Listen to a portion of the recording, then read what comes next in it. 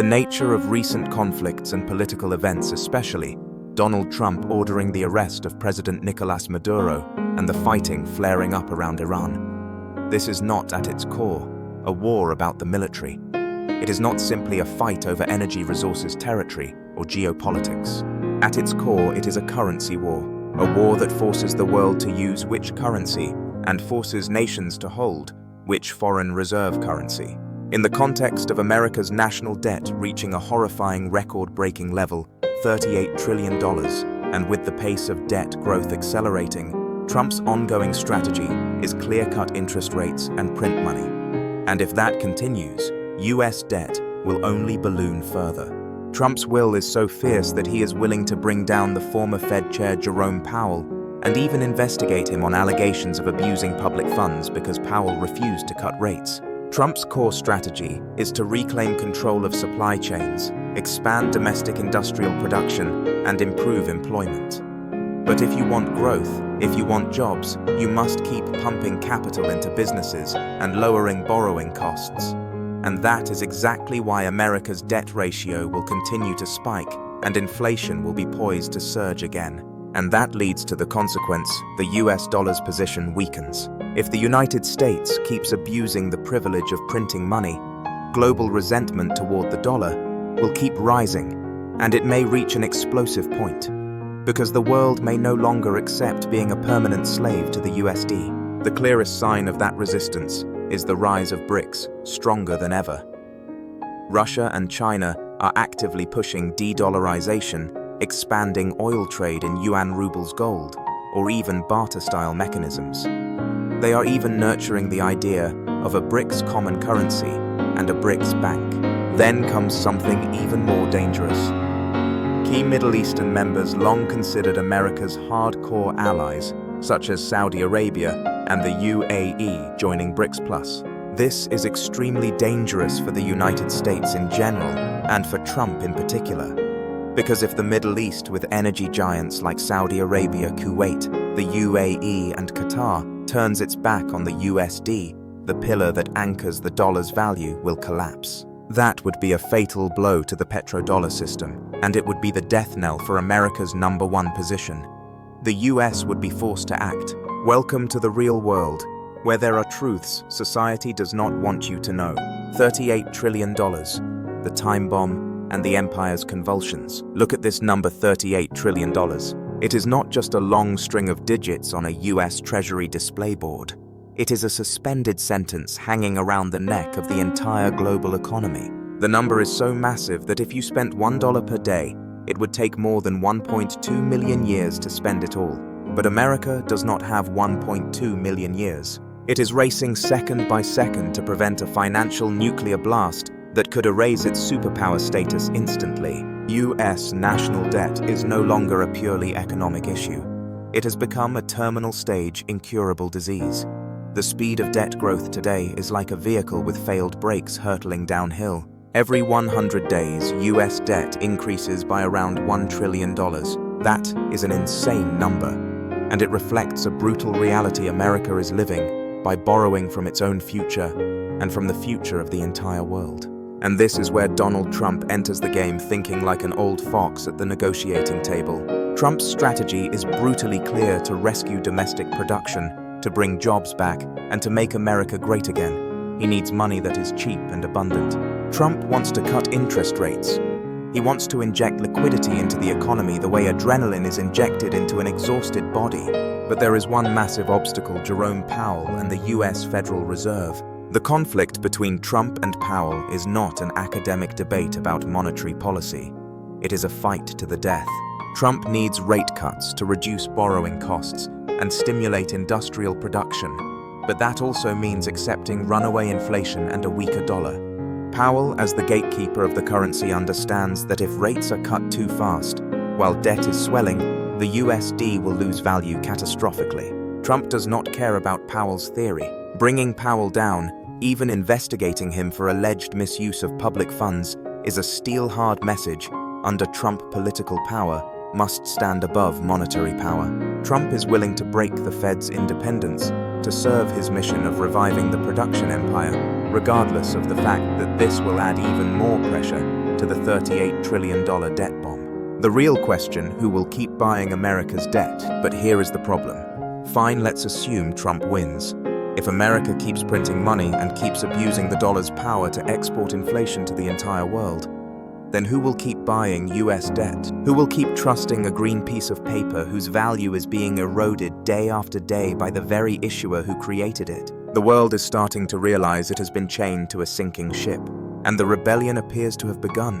The petrodollar, the rope around the world's neck. To understand why Trump acts so aggressively toward Venezuela or Iran, we must decode America's treasure key, the petrodollar system. This mechanism was established in 1971 after Richard Nixon announced that the US would stop converting US dollars into gold. America reached a historic agreement with Saudi Arabia. The US would provide military protection for the oil monarchies.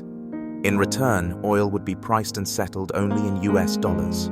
This is the bloodstream that feeds the American empire. When the whole world needs oil to run its economy, it must hold US dollars in reserve.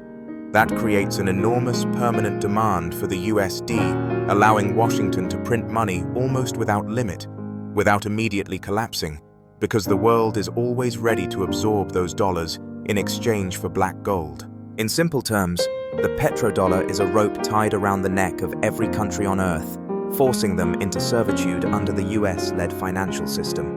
But that rope is cracking. BRICS, led by Russia and China, is conducting a systematic campaign to cut the USD's tendons. After being cut off from SWIFT, Russia demonstrated to the world that a country can survive and even develop without the dollar. China is pushing oil settlement in yuan, the petroyuan. New mechanisms are emerging, multilateral digital payment platforms, allowing countries to trade directly in local currencies or gold, bypassing the control of New York and London, the two major financial hubs. And the most shocking event, Saudi Arabia and the UAE joining BRICS. That is a direct slap in Washington's face. When America's strongest Middle East partner starts talking about selling oil in other currencies, the petrodollar pillar shakes at its roots. And if oil no longer anchors the dollar's value, then the $38 trillion debt turns from an abstract figure into a living catastrophe. America will no longer be able to print money to fund wars or endless social rescue packages. And that is why for Trump, anyone who dares to undermine the system of oil settlement in USD is an enemy to the core. This is not a war for oil or energy in the simple sense. This is a war to protect the right to print money. The crackdown when currency becomes a wanted poster. Look at Venezuela. Why did Trump order the arrest of Nicolas Maduro in the first days of the new year? Western media will tell you it is about democracy, human rights fighting drugs, or some similar narrative. But the raw truth is far more brutal. Maduro committed an unforgivable crime in Washington's eyes. He accepted oil settlement in yuan and experimented with a digital currency, petro, to bypass sanctions. Venezuela holds one of the largest oil reserves on Earth, larger even than Saudi Arabia's. If Venezuela succeeded in creating a precedent for oil settlement outside the dollar, it would trigger a terrifying domino effect. Trump does not need to seize Venezuelan land. He only needs to strangle any attempt to escape the USD's shackles. The US move to arrest and seize Venezuelan oil assets, allegedly worth $500 million, was not law enforcement. It was a calculated daylight robbery, a warning sent to every country considering leaving the USD. Look at Maduro. Look at Venezuela's oil. If you do not use USD, we will not merely sanction you, we will brand you international criminals. We will seize your assets in broad daylight. The truth is, America does not need to occupy Venezuela, and it does not even need to personally rush in and fight to take Venezuela's oil. Even if it could, that would be a bonus. The core requirement is simple. You must sell oil in USD, and you must hold USD in central bank reserves. That is why Trump only needs to take Maduro. Today, it is Maduro. In the past, it was Saddam Hussein with the euro and Muammar Gaddafi with the gold dinar. The pattern is the same. Trump's message is crystal clear. Do not do business with China. Come back to selling oil in USD and I will not touch you. And the truth is, Venezuela's new authorities have already begun moving toward renewed dealings with the US. At the same time, Trump also targets Russia's dark fleet ships, moving oil across the globe, using insurance and payment systems outside US control. For Trump, whether Russia takes Ukraine or not can be negotiated. Ukraine is not America's fatal weak point and not its core interest. But Russia and its partners trading oil without USD, whether with Venezuela or India, is an act of cutting the empire's bloodstream. Trump may compromise with Putin on Ukrainian territory for some stability, but he will never compromise on the dominance of the greenback. Cracking down on the tanker fleet is how the US asserts the global financial chessboard must still operate under Washington's rules. A financial hostage game. This is a financial hostage game. America is holding the world hostage through payment systems. Anyone trying to free that hostage must face the barrel of the strongest military on earth. From Saddam Hussein's attempt to price oil in euros, to Gaddafi's dream of a gold dinar, to Maduro's petro, their fates were decided not by what they did for their people, but by what they did to the USD. The domino effect when loyal vassals turn, Trump's hardline stance toward Venezuela and Russia, is also a message to the Middle East, especially Iran, and especially traditional US allies who are wavering. Iran is a much tougher case than Venezuela. They have a real army. They have a politically resilient system. And most importantly, they are a critical link in Russia and China's economic corridor. Iran has long removed the USD from trade settlement.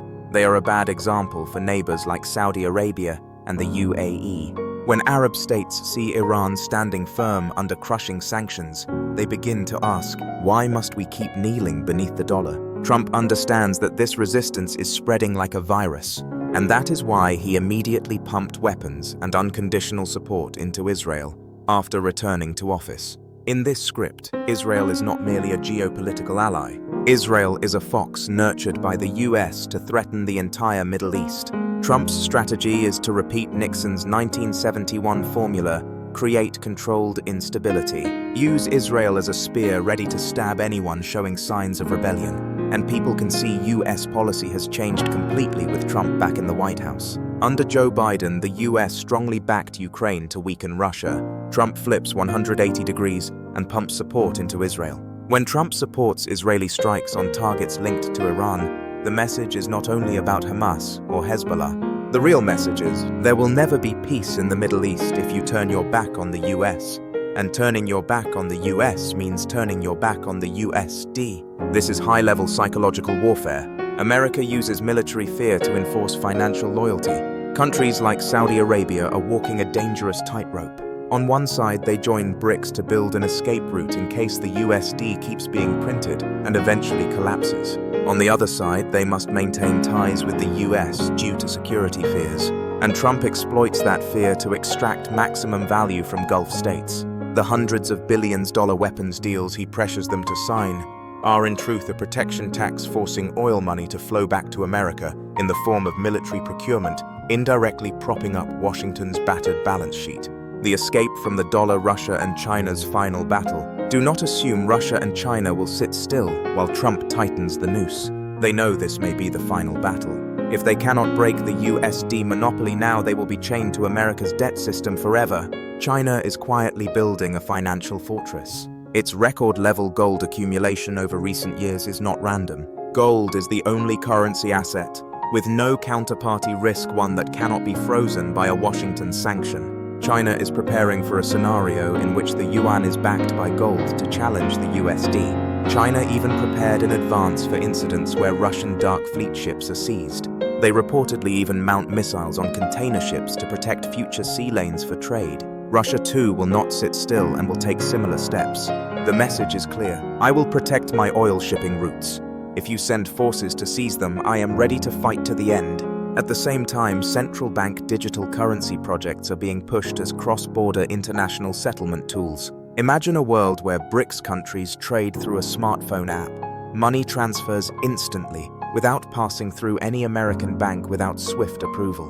That would be Trump's biggest nightmare. Then arrests like Maduro's or tanker sanctions become meaningless, because the US simply can no longer see where the money flows, so it cannot block it. Russia plays the role of a forward soldier in this currency war. Putin has turned Russia into a fully resistant economy. Most Russian oil transactions now use rubles or yuan. Russia is also promoting the idea of a BRICS common currency, anchored by a basket of key commodities: oil, gold, grain. This strikes at the dollar's vital point. While USD is paper-backed by belief, and a government that owes $38 trillion, BRICS money, would be backed by real-world resources the planet cannot live without. Extreme scenarios. How the currency war could erupt. First, collapse of the US Treasury market.